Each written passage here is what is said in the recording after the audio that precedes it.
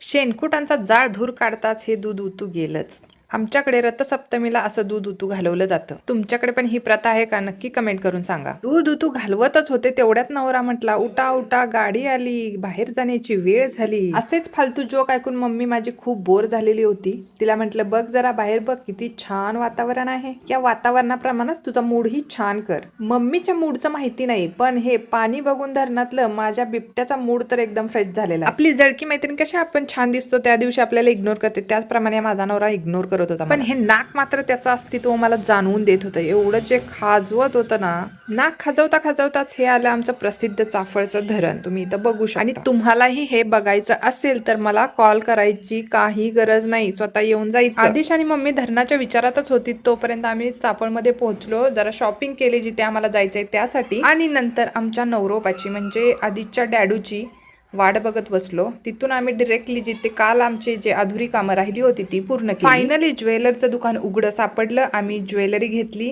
आणि नको नको म्हणत सुद्धा आदिशनं तिथला फोन उचललेला आहे डमी. आणि इथं माझा बिबट्या त्याचं आवडतं काम लोळायचं ते करतो आहे. लोळता लोळता तांब्याची नदी कधी आली हे समजलंच नाही. आणि याच नदीमधील मासे खाऊन माझ्या सासूबाई एवढ्या मोठ्या झालेत, कारण की हे त्यांचं माहेर आहे. आजच्या दिवसाच्या पहिल्या कार्यक्रमाला आमची हजेरी लागली. तर आपण भेटूया या ब्लॉगच्या नेक्स्ट पार्टमध्ये. आणि या पुढची मस्ती मिस न करण्यासाठी या ब्लॉगचा नेक्स्ट पार्ट बघायला विसरू नका. तोपर्यंत बाय बाय.